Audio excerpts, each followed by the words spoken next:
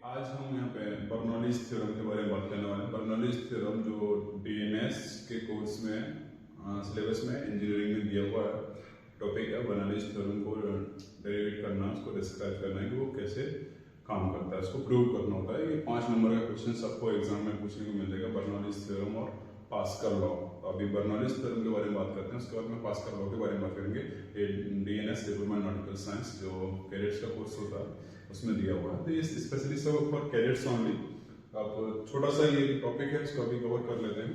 यहाँ पे मैंने डेफिनेशंस लिखी हुई है। बर्नौलीज प्रिंसिपल क्या होता है?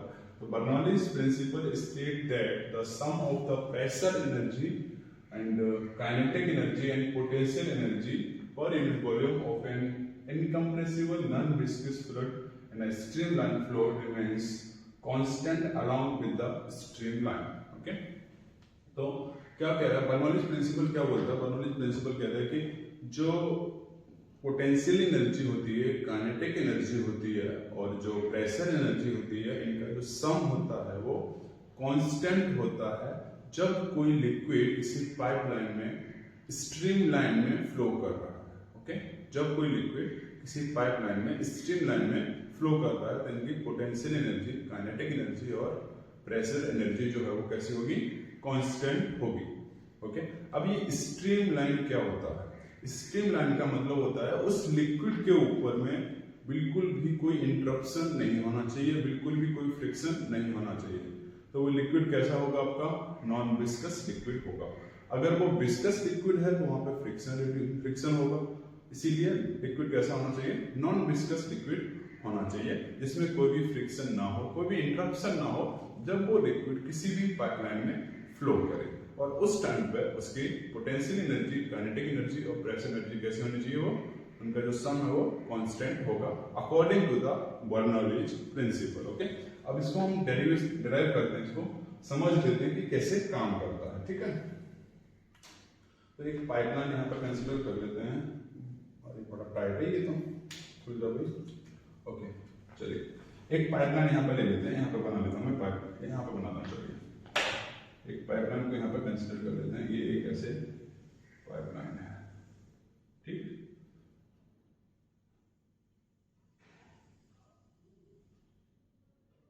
ये पाइपलाइन मैंने एक बनाई है जिसका यहाँ पे एरिया कुछ ज्यादा है, यहाँ पे एरिया कुछ कम है। इसमें एक नॉन विस्कस लिक्विड फ्लो कर रहा है। नॉन विस्कस इनकम्प्रेसिबल लिक्विड है ये जो इसमें फ्लो कर रहा है।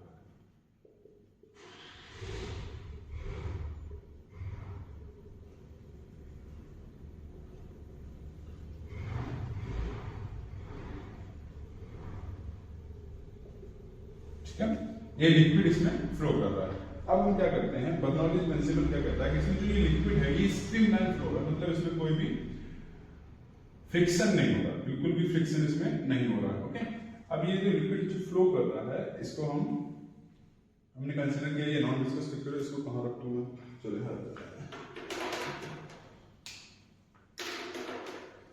अब हमने क्या किया, यहाँ पे एक स्मॉल अमाउंट ऑफ द,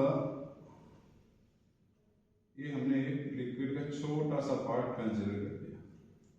ठीक है, सारे लिक्विड को नहीं, लेकिन लिक्विड का छोटा सा पार्ट हमने ये एक कंसीडर कर लिया और यही लिक्विड का एक छोटा सा पार्ट यहाँ पर कंसीडर कर लेते हैं। ओके, ये दो लिक्विड के पार्ट हमने कंसीडर किए, इनकी बेस लाइन यहाँ पर ले लेते हैं। आप समझ लेंगे इसको हम, ये एक बेस लाइन हमने कंसीडर किया। तो ये लिक्विड की हाइट और ये लिक्विड की हाइट दोनों में डिफरेंस है। तो ये जो हाइट है वो हमारी ऊपर से लेके यहां तक बॉटम तक, इसको हमने h1 मान लिया। ये लिक्विड की जो हाइट है ऊपर से लेके बॉटम तक, इसको हमने h2 मान लिया। ठीक है, 2 पॉइंट है ये। ठीक, अब ये जो लिक्विड है इसका एरिया भी होगा कुछ ना कुछ, तो उस एरिया को हमने A1 कंसीडर किया है। ये जो लिक्विड है इसका भी एरिया होगा, इसको हमने A2 कंसीडर किया है। ये जो लिक्विड है किस डायरेक्शन में फ्लो कर रहा है? आपको ये डायरेक्शन है, ये जो डायरेक्शन है नीचे से ऊपर की तरफ जा रहा है। तो ये जो लिक्विड है इसकी जो वेलोसिटी होगी, यहाँ पे जो वेलोसिटी होगी वो v1 मान लेते हैं और इसकी जो वेलोसिटी होगी वो v2 V2 मान लेते हैं, ठीक है। यहाँ पे वेलोसिटी V1 है, यहाँ पे velocity V2।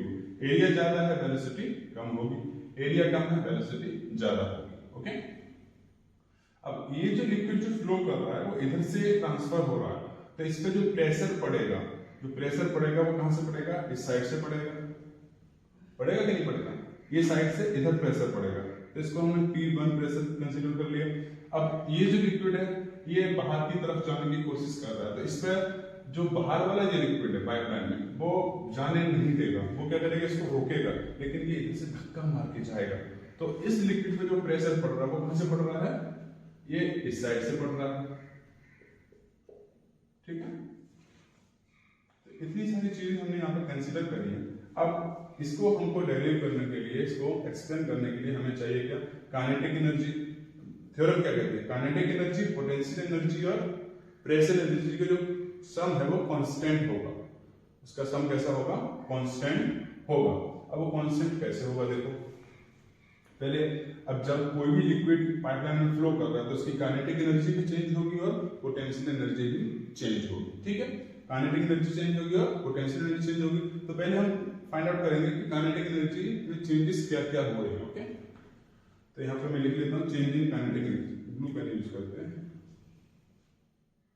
Change in kinetic energy, change in kinetic energy, K E मतलब kinetic energy.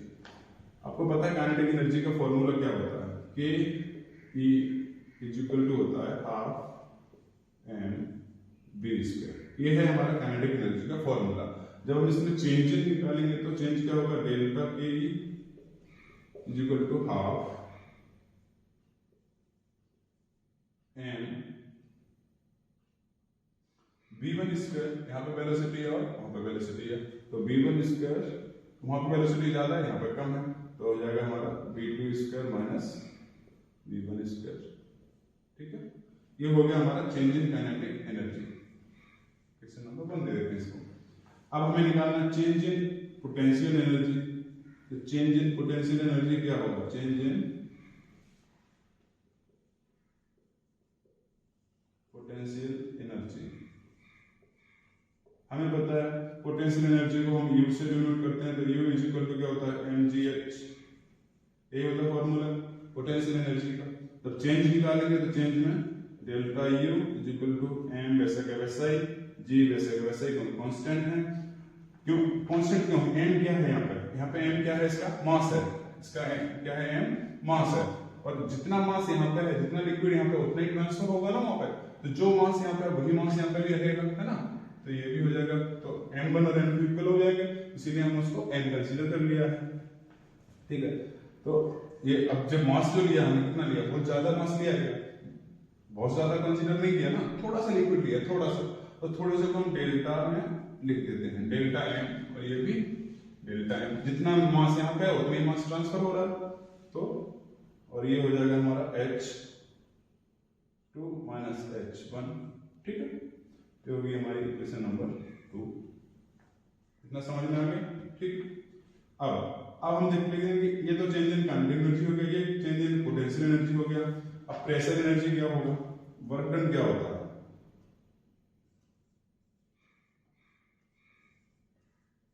Work done is equal to होता है pressure into change in volume, pressure into change in volume,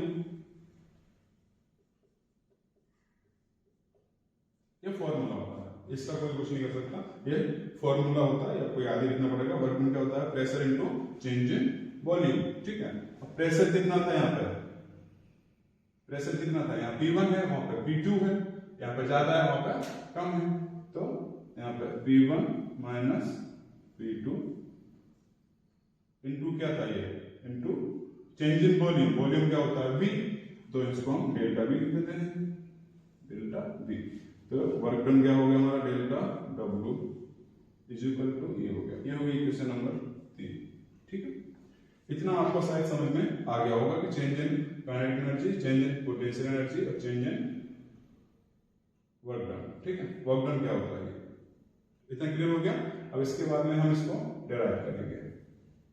चलिए इसको derive करने के लिए अब क्या होता है, W इज इक्वल टू क्या होता है, W W is equal to क्या होता है, W is equal to kinetic energy plus potential energy. ठीक है, अब हम काइनेटिक एनर्जी की वैल्यू जो यहाँ पे है वो और पोटेंशियल एनर्जी की वैल्यू जो यहाँ पे है वो दोनों को पुटअप करेंगे, W की वैल्यू यहाँ पुटअप करेंगे तो हमारी इक्वेशन डेराइव हो जाएगी। ठीक है, इतना समझ में आ गया। अब इसके बाद में मैं इसको इरेज करता हूँ, फिर आगे बढ़ता हूँ। ठीक है, इतना अगर आपने नोट्स नहीं बनाया होगा तो वीडियो को पॉज करके ना नोट्स बना लीजिए इतना, फिर आगे बढ़ते हैं। ओके, तो हमने वर्क डन निकाल लिया था। तो नॉर्मली क्या फॉर्मूला होता है वर्क डन का, delta W is equal to delta Ke plus delta U। Ke मतलब काइनेटिक एनर्जी, U मतलब पोटेंशियल एनर्जी। W का वैल्यू क्या था हमारा, P1 minus P2 into delta V, और Ke क्या था हमारा हाफ M, M का मतलब delta M into V square, V square मतलब V2 square minus V1 square, V मतलब वेलोसिटी। ओके, प्लस ये क्या था mgh था, m का हमारा डेल्टा m हमने मास कंसीडर किया था। यहाँ पे जो मास था इक्वल है ना दोनों का, तो डेल्टा m कंसीडर किया, तो डेल्टा mg और h2 माइनस h1।